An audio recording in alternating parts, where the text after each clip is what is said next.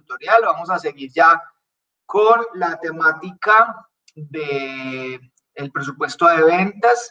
Digamos que este tema nos va a llevar básicamente estas 2 semanas, este fin de semana y otro, para que podamos dejar listo incluso lo que son los pronósticos de ventas y la asignación de precios, pues a través de diferentes dinámicas. ¿Listo? Bueno, he recibido mensajes de Natalia González, Eliana Andrea Cardona y Juliana Hernández, más la compañera pues que me dice que no es necesario que me ponga en contacto para habilitarle nuevamente las actividades. Entonces serían 4 estudiantes que están hoy incorporándose al curso para que por favor me confirmen si hay alguien de los cuales no tenga pues el nombre aquí, que debo tener ese nombre para poder habilitar o mirar cómo vamos a hacer y comunicarme con ellos posteriormente. ¿Listo? Bueno, compañeros, ojo. Profe, qué pena. Yo ya le mandé el WhatsApp, pero no le ha llegado el mensaje. Jacqueline Arboleda. ¿A dónde? ¿Al grupo? No, a su WhatsApp. No, porque no me ha llegado efectivamente. Espérate, yo veo. Profe, no, quedé muy triste. Ya vamos a hablar de eso. No. Juliana, ¿cierto? Juliana, no. ¿Quién eres tú, Jacqueline Arboleda. Pero no me ha llegado, compañera. Pero no, acá lo veo que también se quedó ahí pendiente, pero yo ya le envié el WhatsApp. Ya enseguida vuelvo y reinicio aquí el celular a ver si es que no... Ever, usted está triste como yo. No, compañera, es que... pilas, muchachos, pilas, porque... No, pero es que lo más triste de todo es que fue pura comprensión lectora, pero yo estaba segura de lo que estaba diciendo ahí. Claro. Profe, yo igual, yo estaba convencido. ¿Y saben qué dice Ever y compañero? Antes del quiz les hacía énfasis en las preguntas que iban a aparecer en el quiz. Porque si lograron identificar todas las preguntas, las trabajamos en este ratico. Con el trabajo de la compañera Samantha, y yo les iba contando, les iba diciendo cositas, pero bueno, no, aquí simplemente no de alerta, muchachos, para todos. Aquí hay que hacer una muy buena lectura de los conceptos, hacer una muy buena comprensión lectora, como dice la compañera, porque mire que el profesor es muy maldadoso y en ocasiones les pide, entonces sería incorrecto afirmar que entonces sí, usted que tiene que buscar es la afirmación incorrecta. Entonces en ese sentido es comprensión lectora, pero bueno, estamos en un proceso de aprendizaje, compañeros. Señora. Yo no estuve en la clase pasada yo te mandé un correo no puedes decir por problemas de salud. Ajá. Sí.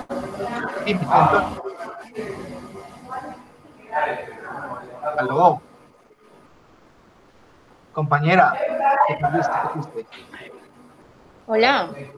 Sí, hola. Sí. No asististe a la clase pasada, me enviaste un correo y... Sí, profe. Compa.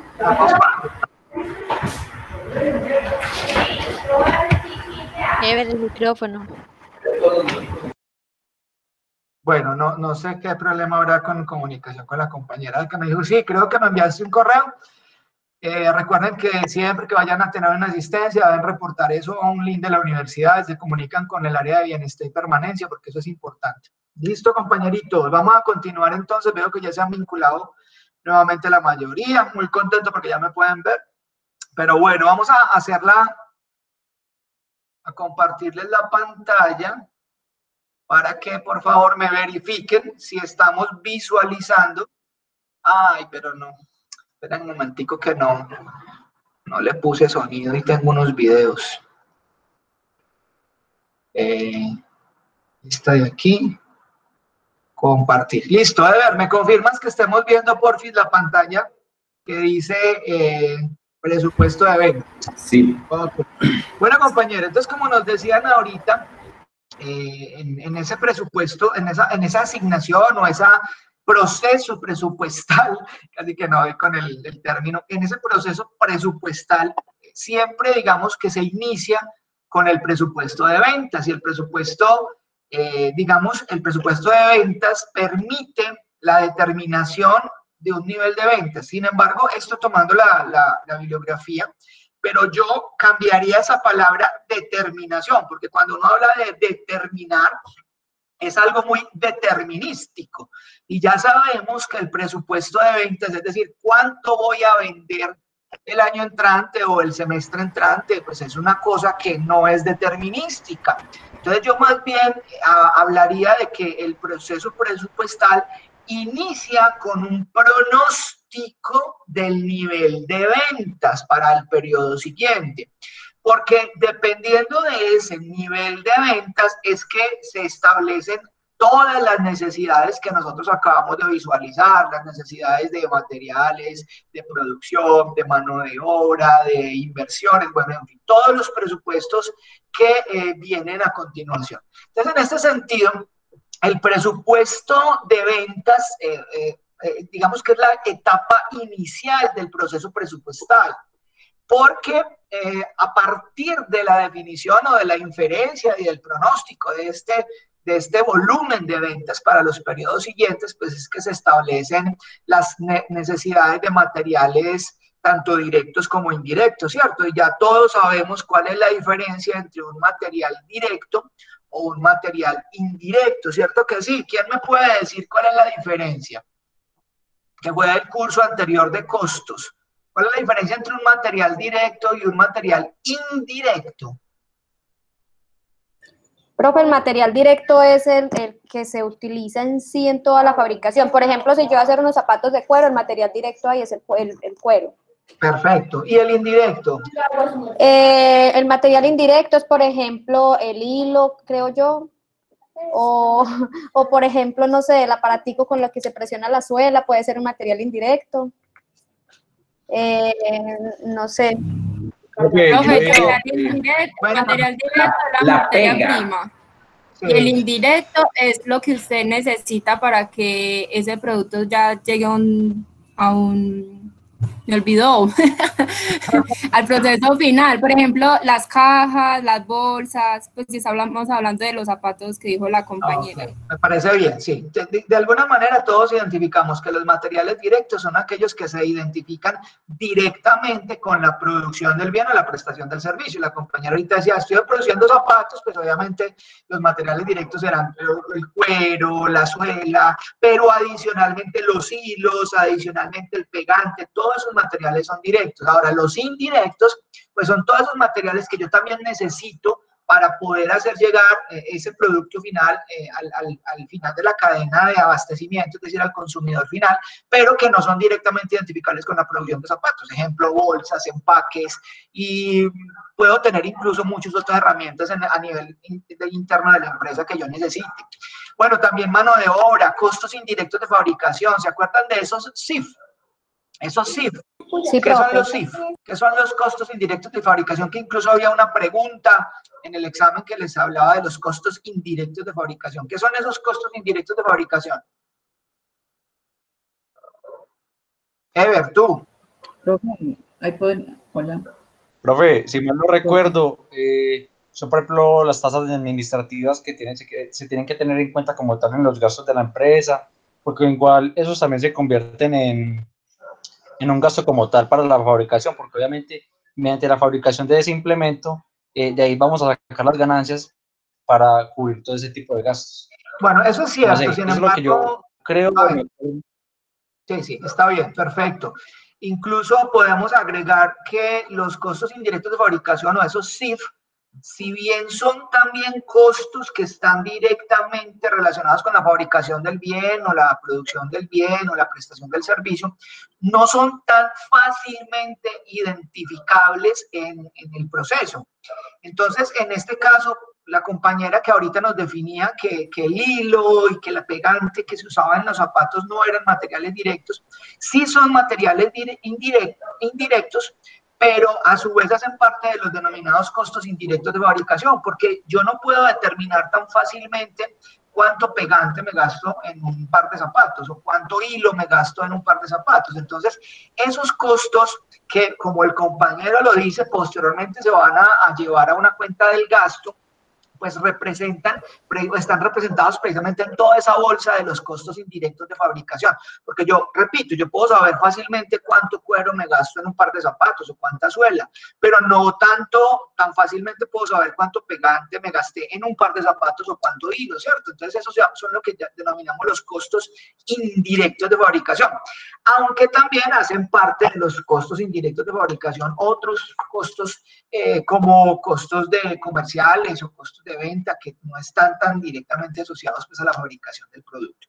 Bueno, sin embargo, el presupuesto de ventas, además de poderme determinar todos esos materiales, toda esa mano de obra, tanto directa como indirecta, esos costos indirectos de fabricación, las inversiones en activos fijos que decíamos ahorita que pues para yo producir, si me propongo una meta de producir 15.000 pares de zapatos, pues yo tendré que saber si tengo que conseguir más mano de obra, más, no sé, personas capacitadas para fabricar zapatos, si tengo que comprar más maquinaria o si la que tengo me basta, si tengo que acudir a nuevas fuentes de financiación con el sector financiero, con los bancos o simplemente con nuevos inversionistas, si tengo que mantener tal o cual determinado nivel de inventario. Recuerden, ustedes van a ver un curso muy interesante que se llama Compras y Suministros y allí les van a enseñar el manejo de los inventarios como tal, es decir, qué niveles de inventario debo optimizar yo para garantizar todo esto que estoy proponiéndome producir y vender. La racionalización de gastos, programación de pago, en fin, todo, casi todo en la empresa, digamos que parte de un presupuesto de ventas. Ahora usted me dirá, profe, pero si la empresa, digamos, no se dedica a producir algo, sino en el caso como, no sé, ustedes que tengan una empresa de asesorías de seguridad y salud en el trabajo, pues ustedes también pueden hacer presupuesto de ventas, obviamente, y el presupuesto de ventas iría en términos de predecir o de anticiparnos o de pronosticar cuántas asesorías queremos o estamos planeando desarrollar en el año, que igual sería, digamos, equivalentemente a lo que otra empresa que produzca zapatos lo tendría como un presupuesto de ventas como tal. Entonces, cuando hablemos de presupuesto de ventas, no necesariamente nos vamos a referir a productos tangibles, sino también puede ser a empresas de servicios como tal. ¿Listo? Muy bien. En ese sentido, compañeros, pues nosotros aquí en esta parte, digamos, en esta exposición, que como les digo, vamos a desarrollarle una partecita hoy y otra parte la semana entrante. Vamos a hablar de unas generalidades de lo que es el presupuesto de ventas como tal, la importancia que tiene el presupuesto de ventas, aunque yo creo que ya lo hemos recalcado mucho. Para uno hacer el presupuesto de ventas tiene que partir de un estudio de mercado, que digamos que es un área muy interesante del marketing, que es la investigación de mercados como tal. Y ahí sí pasamos a lo que son las tendencias en las ventas, que es un elemento que me permite usarse para el pronóstico de ventas como tal.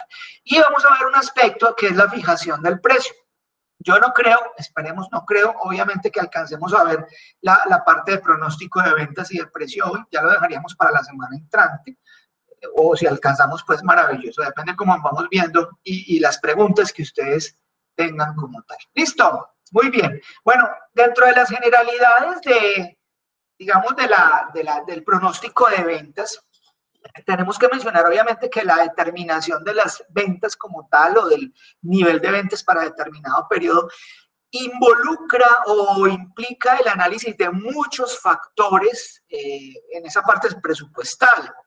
Uno de los más importantes, por eso les decía que para yo hacer una pronóstico de ventas tengo que hacer una investigación de mercados, entonces uno de ellos tendría que ver con las preferencias del consumidor, cuáles son los deseos del consumidor como tal, qué lo está motivando al consumo, cuáles son esos posibles productos sustitutos que existen en el mercado en relación a lo que yo estoy ofreciendo, porque todo eso va a influir en la posibilidad que yo tenga de vender una determinada cantidad de mi producto o de mi servicio, porque ya hemos dicho pues, que también involucra los servicios. Listo. Podemos hablar de cuáles son esos productos que sí existen, porque no todos los productos tienen productos sustitutos. Yo no sé si ustedes saben qué es un sustituto. Voy a ponerles un ejemplo. Por ejemplo, el café. Nosotros, Colombia es productor a nivel internacional el segundo productor de café suave a nivel mundial, pero lamentablemente nosotros tenemos que el café tiene productos sustitutos, es decir, si Colombia sube el precio demasiado del café, pues la gente dejará de tomar café y lo sustituye por otra bebida. Entonces empiezan a tomar té, o empiezan a tomar jugo de naranja, o empiezan a tomar Coca-Cola, ¿cierto? Entonces el café tiene productos sustitutos. Habrán algunos productos que no tienen productos sustitutos, entonces ahí hay un concepto, creo que ustedes no han visto un curso de economía, pero hay un concepto que se denomina la elasticidad de la oferta y la demanda. La elasticidad lo que mide es qué tanto puedo incrementar el precio de un producto o un servicio de tal forma que la demanda, o sea, la gente que esté en capacidad y con el deseo de adquirirlo, no se disminuya. Ejemplo, como les decía, si a mí, yo soy un consumidor norteamericano que toma una taza de café en Nueva York, y la taza de café, más o menos, yo no sé cuánto puede valer una taza de café en Nueva York, póngale $3.50, algo así. Entonces, listo, yo soy consumidor habitual de café, pero a mí me suben ese precio del café a $4 o a $5, pues yo inmediatamente digo, no, entonces dame mejor un té, o dame un jugo de naranja. Eso sí significa que la elasticidad de la demanda del café es inelástica, porque ante incrementos en el precio, la demanda no responde con la misma intensidad. La gente deja de tomar porque tiene productos sustitutos. Pero otro ejemplo es que todos en nuestros computadores tenemos un sistema operativo. Yo diría que el 99.9 de nosotros tiene Windows. A pesar de que inclusive tenga una Mac, usted le hace poner Windows para Mac. Entonces, ¿qué es lo que pasa? Ese Windows es tan único que no tiene productos sustitutos y que en la medida en que a nosotros nos incrementen el precio del Windows, pues nosotros no tenemos más que hacer que seguir pagando lo que nos impongan por ese producto, porque no tiene sustitutos. Es decir, ese producto tiene una demanda elástica. Es decir, que en la medida en que los precios del Windows suben, pues la demanda tendrá que subir en la misma medida, porque no hay con qué sustituirlo, a diferencia de lo que pasaba con el... Profe, así como, por ejemplo, los servicios públicos acá. Esto me parece buen ejemplo. Nosotros no tenemos otra opción, ¿cierto? No tenemos otra opción y así los precios de la energía, del acueducto suban mucho, pues ¿qué vamos a hacer nosotros? Pues pagarlo, porque no hay otra empresa que nos pueda proveer esos servicios públicos aquí en Antioquia. Igual pasa casi siempre en todas las ciudades y en todos los países del mundo, que las empresas generadoras o prestadoras de servicios públicos pues son únicas en el mercado y por eso es un monopolio que se genera y pues ellos pueden subir los precios. Sin embargo, pues ahí también hay mucho que discutir en términos de si eso no es justo. Bueno, okay, todo lo que hemos visto con la pandemia, que las personas dicen que los costos se les han subido mucho, pero bueno, no nos entramos a discutir ahí, pero sí, tienes razón. Sin embargo, aquí lo importante, compañeros, es entender que cuando nosotros vamos a hacer un pronóstico de ventas, tenemos que tener en cuenta muchas cosas a nivel macro y microeconómico. Es por eso que aquí les tengo una gráfica bien interesante de unas proyecciones de crecimiento en 2020 para Latinoamérica según el Fondo Monetario Internacional, pero vale la pena aclarar que estas proyecciones de crecimiento que tenía el Fondo Monetario Internacional para Latinoamérica para el 2020, las hizo, digamos, incluso antes de toda la pandemia. Entonces, miren, por ejemplo, países como México, que tenía para el 2020, una esperanza de crecimiento de la economía del 1% para el 2020, perdón, antes tenía el del 1.3%, ahora después de la pandemia lo tiene en un 1%. O sea, es uno de los países que menos viene creciendo. Miren, por ejemplo, Colombia. Colombia tenía una proyección de crecimiento del 3.6% y el Fondo Monetario se le ajusta al 3.5%. ¿Qué vamos a encontrar? Que después de todo lo que ha provocado esta pandemia, estos porcentajes, ahorita vamos a verlo, cómo se ubican incluso negativamente. Esto fue antes de la pandemia, sino que el Fondo Monetario Internacional hace unos ajustes. Entonces, había dicho inicialmente que para el 2020 México iba a crecer un 1.3, pero después lo ajustó al 1. Que Colombia iba a crecer un 3.6 y se lo ajustó al 3.5. Que en el 2021 Colombia iba a crecer al 3.7 y se lo ajustó al 3.8. Lo mismo con Perú, Venezuela, miren que en el 2020 iba a decrecer un 10%, pues ahí ya no hay datos, el Fondo Monetario Internacional ni siquiera mete con ese país, pero es interesante mirar. Sin embargo, estos índices de crecimiento se ven afectados posteriormente por todo este efecto del coronavirus. Entonces, miren los ajustes nuevos que se hicieron. Vamos a mirar, por ejemplo, países como Colombia. En Colombia, digamos que se tenía un pronóstico de crecimiento para el 2020, ¿de cuándo? Según el Banco Mundial, el Fondo Monetario, ¿vea? Se tenía un pronóstico ajustado del 3.5. Y ahora están diciendo que en el 2020 Colombia ya no va a crecer, sino que todo lo contrario, va a decrecer cerca de un 3%. Esto lo hizo el Fondo Monetario Internacional hace por ahí un par de meses. Estoy seguro que si miramos una nueva proyección, vamos a encontrar que Colombia ya no va a decrecer cerca de un 2.8, sino que estamos hablando de que las economías están decreciendo más o menos entre un 5 y un 6%, o sea que estaría por aquí el decrecimiento. Es decir, todos estos factores, compañeros, cuando miramos, vamos a hacer un pronóstico de ventas, pues obviamente tenemos que considerarlos y analizarlos y mirar cómo estamos frente a las demás economías de la región. Obviamente ni miremos Venezuela, pero miren México. El Fondo Monetario Internacional plantea que México inicialmente está decreciendo, la economía mexicana está decreciendo un poco más del 6% en el año, con Ecuador y Argentina. Bueno, Argentina ya decrece por debajo del 6%, Brasil un poco por debajo de Argentina, Perú está decreciendo el 3,5 más o menos, 3.6%, Chile al mismo ritmo de Perú, y supuestamente Colombia es la que menos se vería golpeada. Sin embargo, como les repito, esto es sujeto de revisar. Ahora, los mismos pronósticos para el 2021 plantean que México tendría un crecimiento del 3%, Ecuador un poquito por encima del 3%, lo mismo que Argentina, Brasil muy raso con el 3%, Perú y Chile son los dos países que más crecerían, miren, crecerían al orden del 5%, Colombia estaría creciendo un poquito más del 3%. Esos son pronósticos.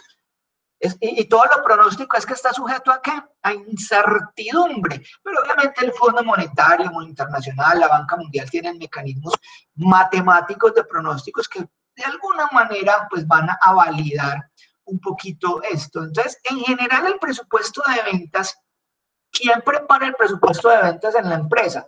Pues lo prepara un comité muy capacitado, que básicamente está conformado por los jefes de venta, los que tienen experiencia en la tarea comercial, personas de la empresa que cuentan con conocimientos, yo no diría que básicos, muy específicos de estadística y análisis de variables externas e internas. Luego, yo creo que la semana entrante, pues vamos a ver que vamos a aplicar unos métodos estadísticos de regresión lineal para poder calcular fácilmente con la ayuda del Excel los pronósticos de ventas y las asignaciones de precio. Muy bien, esto en términos pues de las generalidades como tal. Ahora, ¿por qué es importante entonces pues obviamente establecer o hacer un pronóstico de ventas o un presupuesto de ventas? Pues porque, como les decía ahorita, el presupuesto de ventas es el que nos permite realizar un plan estratégico a nivel organizacional, porque las ventas en última instancia es lo que le van a proporcionar a la empresa sus ingresos. Entonces, si yo realizo un pronóstico de ventas, pues yo ya sé cuánto cuáles van a ser mis ingresos, cuáles van a ser mis gastos, cuáles van a ser mis costos, mis inversiones y todo lo que habíamos dicho pues en este momento. De ahí que el presupuesto de ventas pues se torna en algo fundamental.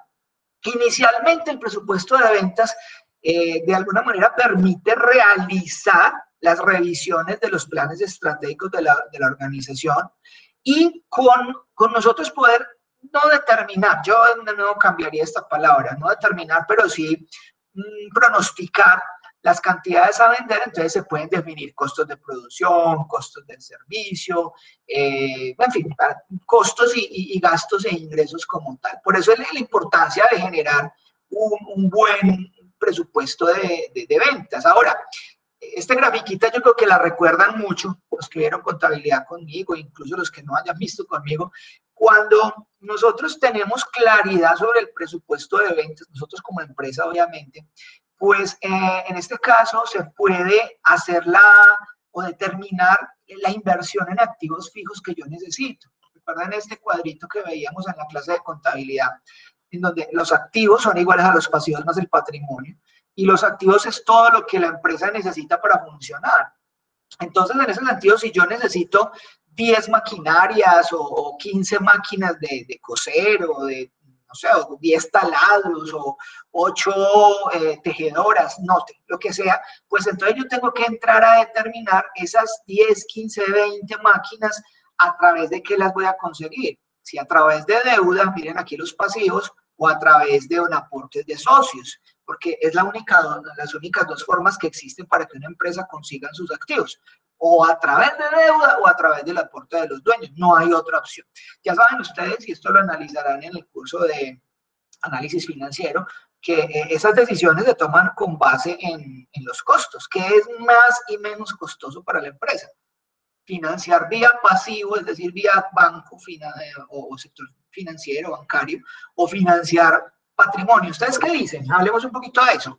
¿Qué es más costoso para la empresa? Que esa máquina que necesita comprar para poder producir los zapatos que se dispuso en el presupuesto de ventas, lo consigamos a través de un banco, con un préstamo en un banco, o a través de un aporte de los socios.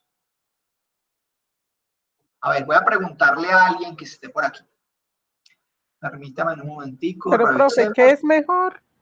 No, espérate. ¿Qué es mejor? No. ¿Qué es menos costoso? ¿Cierto?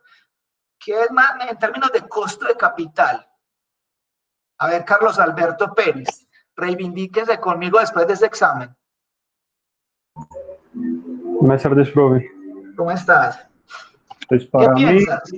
Para mí sería más costoso siendo pues un pasivo, pues con un préstamo, porque eso le generaría intereses y eso ya a largo plazo ya pues, se verá afectado el activo, digo yo, no sé. Bueno, tú dices entonces que si la empresa necesita financiar algo, un activo fijo, maquinaria, planta, equipo, medio de transporte, tú dices que resultaría más barato digamos, financiarlo a través de aportes de capital de un socio y no yendo al sector financiero a prestar plata para comprar. ¿Eso es lo que tú me estás diciendo? Pues sí, profe. Ok, listo, Carlos. Vamos a ver, todavía no voy a decir nada. Vámonos con otra persona. Profe. Sí. Profe, pues no sé, yo hablo desde Espérate, lo que yo he ¿cuál visto. es tu nombre? Porque no te vi. ¿Cuál es tu nombre? Natalia. Hola, Natalia. Bueno, ahora sí, cuéntame, ¿qué piensas tú? Profe, lo que yo he visto es que, digamos, hay veces los empresarios prefieren un préstamo que ellos, bueno, hacerlo un pago desde los socios o desde la cuenta de la empresa porque prefieren tener flujo de caja. Entonces, no prefieren hacer un préstamo para que a medida de que vayan entrando pagos, vayan facturando, vayan pagando. Entonces, pues eso es lo que yo he visto, que es como que siempre optan por hacer eso. Ok, bueno, entonces tú estás radicalmente opuesta a la postura de Carlos. Carlos decía que era mejor adquirir un préstamo, un préstamo, o que era más costoso. Carlos, qué pena, me olvidó tú lo que habías dicho, que era menos costoso recibir la maquinaria a través de aportes de capital que yendo a un banco, ¿cierto? Eso es lo que tú dijiste. Sí, profe. Ok, listo. En cambio, la compañera Natalia dice todo lo contrario, dice que es mejor financiarse o adquirir esa maquinaria a través de préstamos bancarios. Ok, bueno, no sé, todavía no voy a decir nada. A ver, por aquí, Juan David Flores está por aquí. Juan David, ¿no está? Profe, hola. Hola, ¿cómo estás? ¿Quién me habla? Paula. ¿Paula? Sí. Hola, Paula, cuéntame, ¿qué piensas? Profe, pues yo pienso que la idea de una empresa es que se puedan adquirir los, digamos, insumos y demás, pero a través de las ventas. Quiero decir que, obviamente, si yo estoy vendiendo un producto, ese producto me debe dar para costear a mí lo que es todo insumo, lo que es todo producción, pues todo lo que necesito, y pues que obviamente me dé para eso y también que me dé una ganancia. Entonces, bueno, creo que eso es, a ver, espérate, eso es cierto hasta cierta medida, porque, a ver, piensa en esto.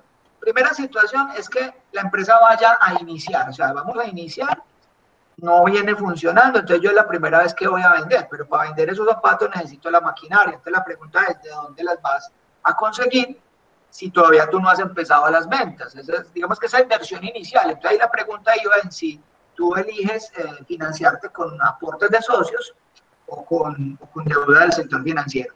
Lo que tú dices en parte es cierto, o sea, obviamente la misma operación tiene que permitir ese flujo de caja necesario para yo poder hacer inversiones adicionales, pero esa operación se presenta cuando ya esté operando el negocio. En este caso todavía digamos que el negocio no ha venido operando, entonces la pregunta sigue latente. Ahora, sin embargo, no necesariamente yo tengo que financiarme desde la operación. La operación es esa, la operación financia la operación, pero si yo necesito inversión en activos fijos, no necesariamente esos activos fijos van a venir de la operación como tal. Puede ser que yo decida adquirir préstamos en el banco y entonces la operación sí me tenga que proveer para yo pagar esos préstamos en el banco, ¿sí me entendés? Ahí sí, pero no necesariamente la operación me tiene que dar para que yo en determinado momento compre la maquinaria, porque obviamente pues es una inversión muy grande que en muchos casos la operación no alcanza a cubrirla en ese momento. ¿Qué va, compañero? Profe B, yo considero que todo depende de qué tanto patrimonio tenga la empresa a la hora de decidir adquirir la máquina o el producto que necesite. Yo, dentro de lo que yo supongo, digo lo siguiente, y es, si mi empresa tiene con qué adquirir la máquina desde el patrimonio, pues lo voy a hacer. Si yo sé que afecto mi patrimonio con esa compra, voy a recurrir a un préstamo en una entidad financiera porque va a ser para mí mucho más fácil de una u otra manera, pues pagar como el costo de ese producto desde esos costos que me van a mí, sean mensuales, pues cada 4 meses, sea cada 6 meses que me toque a mí pagar como el producto. Pero entonces pienso que todo parte desde qué tanto patrimonio puede tener la empresa para poder comprar como tal el producto que necesita. A ver, bueno, Ever, aquí hay mucho que hablar con base en tu postura. Yo te voy a hacer una pregunta. Dime. ¿De quién es el patrimonio? ¿De la empresa? El patrimonio de la empresa. ¿Sí? Sí. Pues de los socios de la empresa. De los socios de la empresa. El patrimonio es un aporte que dan los socios a la hora de constituir la empresa, ¿cierto? Entonces, contésteme nomás, ¿de quién es el patrimonio? De los socios de la empresa. De los socios. Para de contar. Ahora, la empresa es una cosa aparte de lo de los socios.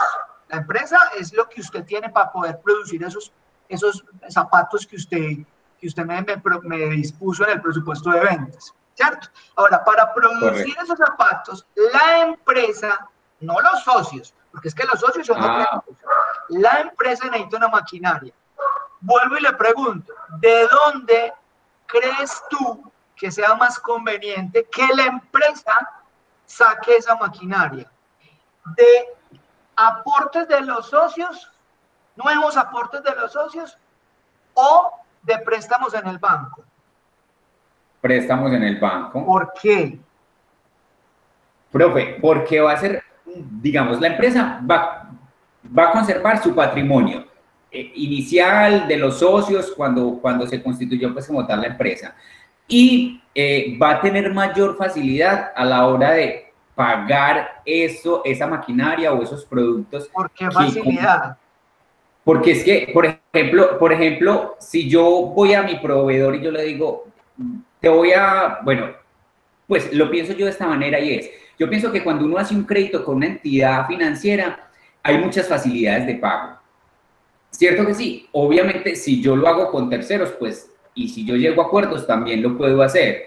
Pero yo considero que en este caso les va mucho mejor hacer un crédito con una entidad financiera por las facilidades de pago, porque uno se puede pues como de una u otra manera adecuar y le puede decir, bueno, el banco le dice, yo le presto 50, 100 millones, esta es la tasa de interés que tiene que estar pagando cada tanto. Entonces la empresa se puede planear y puede pues como mirar y aplicar estrategias para decir, voy a pagar esto en tanto tiempo.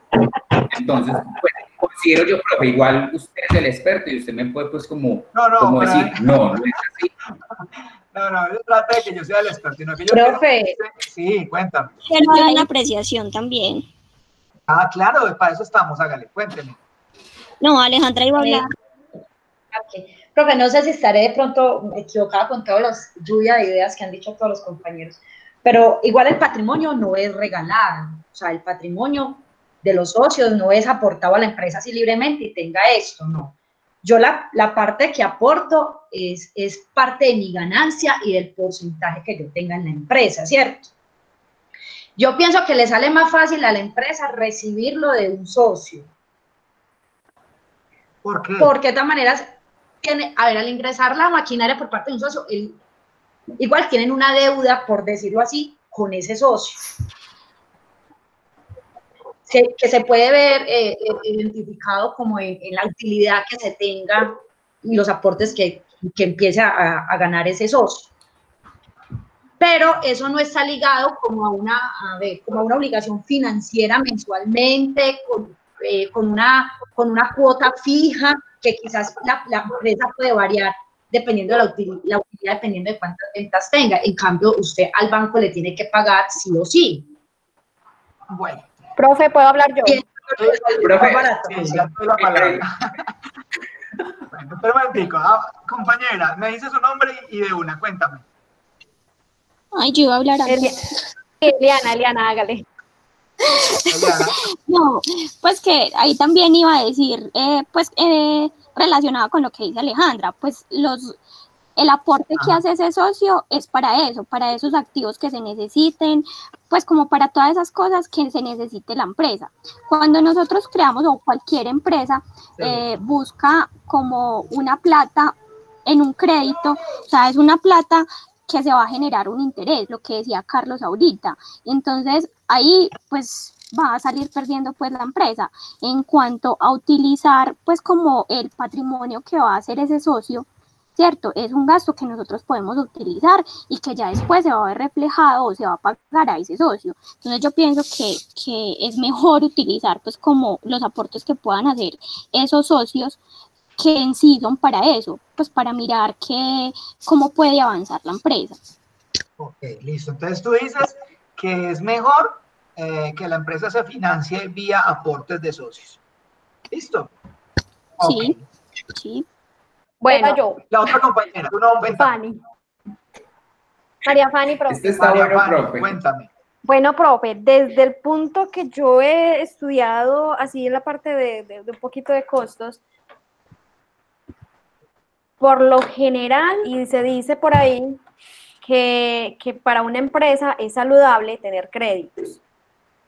Eso en cuanto pues a vida crediticia y en cuanto a imagen y no me acuerdo en qué más es bueno tener créditos. Entonces, por ahí alguien decía que para la empresa también es bueno tener un flujo de caja. Y usted habla de qué le sale más económico a la empresa. Yo considero que el crédito para una empresa, y más porque si la empresa compra el producto, eso le queda como patrimonio. Entonces el producto viene siendo ya de la empresa y para mí no sería un gasto, sino sería una inversión. Bueno. Pues mira, yo considero que realmente es más económico para la empresa que los socios coloquen el capital, porque de esa manera no van a haber gastos que tengan que estar como reflejados hacia una deuda, sino que si es directamente aportes de socios, toda la plata va a estar directamente de los socios sin ningún tipo de préstamo. Obviamente, como vos decís, es importante pues como el historial crediticio en este aspecto, porque también si en algún momento, en algún futuro se necesita flujo de caja, plata para cualquier situación, se puede uno acercar, o la empresa se podría acercar a una entidad financiera a hacer ese tipo de préstamo. pero yo diría que lo más conveniente es plata por medio de socios. Y aparte porque... Profe, díganos pues, ¿cuál es la verdadera? No, profe, díganos usted, sí, en parte todos tienen, digamos, razón. Sin embargo, yo quiero pues mostrarles aquí, vamos a ver si de pronto logro que me entiendan lo que les quiero plantear. Bueno, este es un cuadrito ahí bobito de Excel que estaba haciendo mientras ustedes están hablando. Ustedes saben que esto, pues lo vimos en contabilidad, y es que siempre la ecuación contable tiene que cumplir activos iguales a pasivos más patrimonio. ¿Qué son los activos, chicos? ¿Qué son los activos? Los activos es todo lo que la empresa necesita para funcionar. Todo lo que la empresa necesita. Maquinaria, planta, equipo de oficina, edificios, todo lo que necesite. Ahora, al otro lado tenemos pasivos y patrimonio. Es decir, los pasivos son esa parte de la empresa que se financió con deuda. Y el patrimonio es la otra parte de la empresa que se financió vía socios. ¿Hasta ahí vamos bien? Bueno, la pregunta en este momento surge, o que yo les hago es, ¿qué es mejor para la empresa? ¿Que se financie por aquí vía pasivos, o sea, la verdecita, o que se financie por aquí vía patrimonio, o sea, la azulita? Todo lo que ustedes han dicho es cierto. Para una empresa es importante tener vida crediticia, total. Para una empresa es importante tener un flujo de caja, total. Sin embargo, hay que considerar algo que es el costo. Y para eso les voy a poner un ejemplo. Yo no sé, vamos a ver si de pronto... Ay, perdón. Vamos a poner un ejemplo por aquí. Voy a mostrar, listo. Vamos a suponer, muchachos, que esta empresa que hay aquí es una empresa que se dedica a la fabricación de zapatos. Y vamos a suponer que la maquinaria, el equipo de oficina, todo lo que la empresa necesita para funcionar, necesita 100 millones de pesos. ¿Listo? Bueno, pues, 100 millones de pesos. 1, 2, 3, 1, 2, 3. Ok.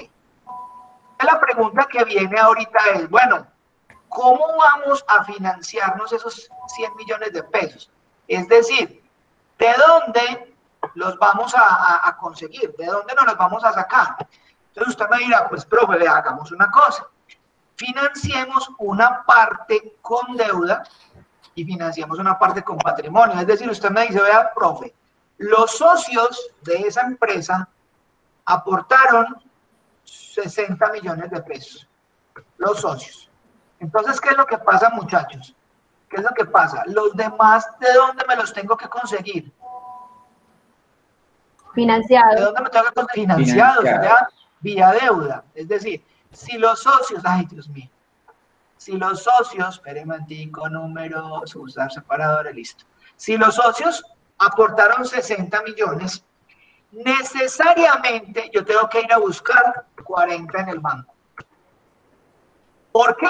No hay otra posibilidad, o sea, los 100 millones que tiene la empresa o que necesita la empresa para funcionar tienen que ser iguales a lo que yo conseguí en deuda más lo que hicieron los aportes de socios. Viene la pregunta, profe, ¿qué es mejor?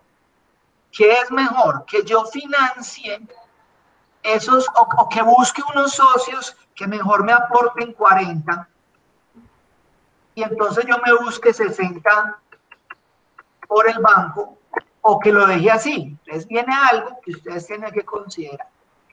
Vamos a suponer que yo soy un inversionista, o sea, yo, Jorge Zuleta, tengo una platica, tengo plata para invertir. Yo no hago parte de esta empresa, a mí no me interesa eso, si produce zapatos, chicles, bolsos, a mí no me interesa. Lo único es que yo tengo una plata para invertir. Entonces, usted, que usted es el gerente de esta empresa, usted es el gerente, usted me dice, ven, yo tengo un negocio, vamos a formar una empresa para producir zapatos, invierta en esa empresa. Usted me dice a mí, estoy por aquí, y yo le digo, ah, bueno, me parece chévere. Yo tengo para invertir una plata, no sé, póngale que sean 40 millones de pesos. Entonces yo puedo invertir 40 millones de pesos en ese negocio. Ahora, otra posibilidad es que usted, el gerente, no me diga a mí que si yo quiero invertir, sino que usted vaya y estos 40 millones también los busque vía banco. Es un hecho que si nosotros buscamos esos 40 millones en el banco, ¿qué tenemos que pagar por esos 40 millones? Algo que se llama un interés, ¿cierto? Ahora, me gustó mucho lo que dijo la compañera, no recuerdo cuál fue. Venga, es que el aporte de los socios no es que sea un regalo. Si yo aporto a esta empresa una plata, ese aporte casi que viene siendo, ¿qué? Viene siendo una deuda también de la empresa, ya no con el sector financiero, sino con un socio, que en algún momento no solamente va a requerir que le devuelvan su capital, sino que le dé también un rendimiento. ¿Queda claro? Bueno, sí. Ahora, la pregunta es, ¿qué es más costoso para la empresa? ¿Los intereses que el banco le está cobrando o el rendimiento que el socio le exige?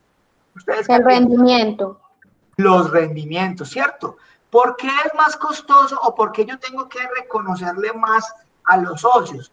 Porque si yo a un socio, yo gerente o dueño de esta empresa, yo no le reconozco algo o un rendimiento adicional al que le puede ofrecer un banco a ese socio, porque yo tengo la opción más bien de llevar esta plata y depositarla en un CDT. Yo no tengo la opción de depositarla en un CDT, claro. Entonces yo, como dueño de la empresa, para que esta plata, este señor, venga y me aporte aquí, yo tengo que darle más rendimiento de lo que le daría el banco. Entonces, en ese sentido, a mí se me vuelve más costoso financiar vía socios que financiar vía banco, porque yo tengo que garantizarle a ese supuesto socio un rendimiento mayor que los intereses que el banco le daría si él lo lleva y lo deposita en un CDT. Profe, tengo un contra. A ver, cuénteme. Bueno, en ese escenario sí, o sea, cuando son socios que lo que les interesa es producir su dinero y multiplicarlo, ¿cierto? Que no, a mí no me interesa la empresa. Pero es que espéreme, dígame usted a algún socio que no le interese entonces que su dinero crezca. Venga, yo le digo algo, vamos a hablar de una empresa familiar, algo pequeño. Sí. Por decir, no sé, usted con un familiar, su hijo, algo así, quieren proyectar un negocio. Uno se sacrifica porque su empresa crezca y sea reconocida mientras que empieza a tener alguna utilidad. En ese caso, la deuda no sería aconsejable. La deuda es si usted tiene un socio o un muy buen amigo suyo, no sé, que entre los dos quieran forjarse y le tengan más bien, vamos a meter un poquito con el romanticismo, corazón al negocio, ¿cierto? Sí. Que creer que crezca y eso, en ese caso sería mucho mejor que el socio aportara y no iba a meter en una deuda sin yo saber si mi negocio va a crecer o no. No, lo que pasa, corazón, es que eso es un error de todo emprendedor. Que nosotros pensamos que, vamos a poner un ejemplo concreto, y es, vamos a montar un negocio de empanadas. Entonces, para montar el negocio de empanadas necesitamos un carrito de empanadas con la pipeta de gas, con los ingredientes, con todo, y eso supóngase que vale $1.000.000. Entonces ya tenemos nuestro negocio. Tenemos que, simplemente es que buscarnos ese $1.000.000, ¿sí o no? Entonces, lo primero que se nos ocurre es, venga, digámosle, a ver, yo mismo pongo $600.000. Y digámosle a mi mamá que me ponga los otros 400 y ya tengo el $1.000.000 y empezamos a trabajar. Pero en la medida en que ese negocio avanza, a nosotros se nos olvida que ese capital, los 600.000 que yo puse y los 400 que me puso mi mamá, yo tengo que recuperarlo. Y si no, el negocio no sirve. Es porque en la medida que usted empieza a vender empanadas, usted dice, ay, sí, me está yendo súper bien. Estoy teniendo de ganancia mensualmente $250.000 en solo las empanadas. Muy bien. De esa ganancia de $250.000, usted ya me está sacando el capital que usted puso. Ay, ¿y por qué? Si eso es mío. No.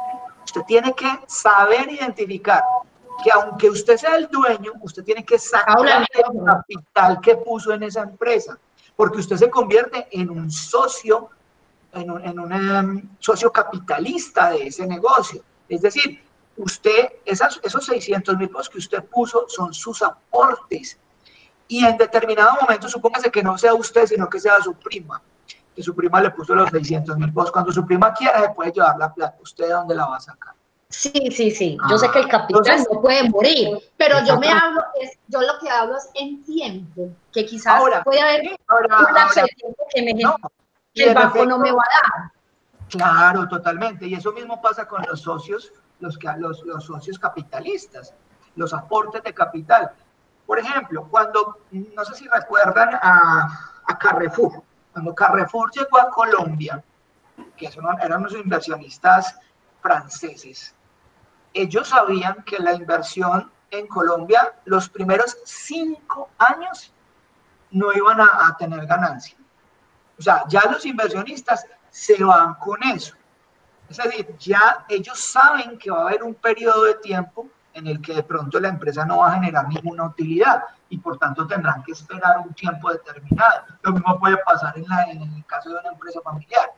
Aquí lo que estamos discutiendo es sacando ya el corazón y es que bueno, es que es mi taxi, yo lo quiero mucho y entonces a mí no me importa si no estoy teniendo las suficientes ganancias para sacar el capital porque es que es mi taxi, es el fruto de mi... Saquémonos de ese romanticismo y vámonos a hablar netamente de una inversión para una empresa. ¿Qué es más costoso? ¿La deuda con el sector financiero o los aportes de socios? Siempre serán más costosos los aportes de socios. Siempre. Ahora viene la otra pregunta. Profe, entonces, siempre nos financiamos al 100% con aportes de socios. Perdón, con deuda. No, porque en la medida en que usted financia el 100% de su empresa con deuda, la empresa no es suya. La empresa es de los bancos. O sea, usted pierde autonomía y pierde la empresa. Entonces, empieza a preguntarse uno, listo, pero entonces, ¿qué proporción es adecuada? Eso ni los financieros se han puesto de acuerdo. Hay algunos que plantean que debe estar en un 40-60, en otros en un 50-50, que mantenga el mismo nivel de deuda con sector financiero y aportes de socios. Otros dicen que más bien váyase un poquito más por la deuda, un 60% de deuda con bancos y un 40% de aportes de socios. Eso ya es una decisión y eso no lo estamos analizando aquí porque eso hace parte del curso de análisis financiero. Aquí lo importante... Sí, dígame. Profe, no, pues quería comentarle un tema que pasó en la empresa donde yo trabajo, que es como muy acorde a lo que estamos hablando. Mi jefe, el gerente de la empresa, se compró con un socio un equipo de geofísica como de 45 millones. Entonces, bueno, un equipo de geofísica. Ajá, listo. Entonces, bueno, pasaron varios años, al principio todo bien como siempre, empezaron a tener algunos inconvenientes, el socio empezó pues a pedir más utilidades, la empresa tuvo unos momentos malos donde no podían darle la utilidad esperada al señor. Sí. Entonces, bueno, eso se armó un problema y todo, y mi jefe decía, y aún lo dice, si yo hubiera financiado ese equipo de geofísica con un banco, ya lo hubiera pagado. Ya sería completamente de la empresa y pues no se hubieran presentado tantos inconvenientes. Entonces, pues, son muchas cosas.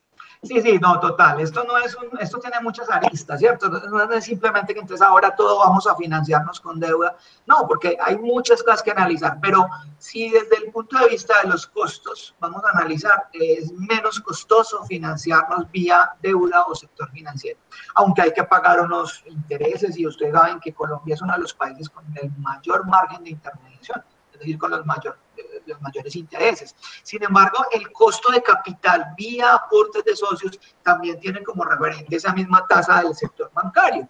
Porque como les digo, si yo tengo dinero y a usted me dice, venga, profe, invierta en mi empresa, pues yo le digo, bueno, pues, ¿qué rendimiento me vas a dar? Si tú me das un rendimiento por debajo del que me daba en Colombia, pues yo digo, no me interesa, me voy y dejo la plata en Bancolombia, está más segura, no tengo ese riesgo, entonces simplemente pues no lo invierto. Ahora usted me tiene que decir que el rendimiento que usted me va a dar en ese negocio es superior al que me da la vivienda en un CDT o el que yo tengo invirtiendo en dólares, no sé. Entonces, ahí es donde a usted se le vuelve más costoso conseguir socios que le aporten a su dinero. Independientemente, y repito, que sea esa posición romántica que dijo la compañera ahorita, que era es que es mi empresa, entonces yo por el momento pues a mí no me interesa, mira, eso plática me la dio mi mamá para que yo trabajara, para que saliera adelante, sálgase de ahí, de ese pensamiento de tienda, y váyase ya para un escenario empresarial real, como las empresas que muy probablemente ustedes van a montar de seguridad y salud en el trabajo, y diga, bueno, si la empresa mía para funcionar necesita una inversión de 250 millones de pesos, ¿de dónde me lo saco? Entonces usted no se podrá ir a sacarla todo y aportes de socios, porque esos socios van a requerir rendimientos suyos, ¿cierto?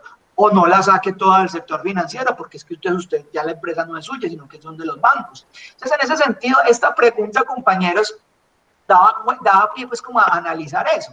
¿Qué es más beneficioso? Y entrar a determinar cuáles son esa proporción de inversión o de financiación, perdón, vía pasivo o vía patrimonio como tal, porque las cosas no son tan sencillas como uno normalmente las suele pensar, de decir, no, váyase por patrimonio porque esos son los dueños, entonces los dueños no le van a pedir rendimientos, todo lo contrario, los dueños sí le van a pedir rendimientos. Me encantó lo que dijo la compañera, porque de alguna manera esos socios, esa plata o ese capital que aportan los socios, viene siendo una deuda también, que ya no se llama pasivo, obviamente, pero sí viene siendo una obligación de la empresa para con los socios inversionistas.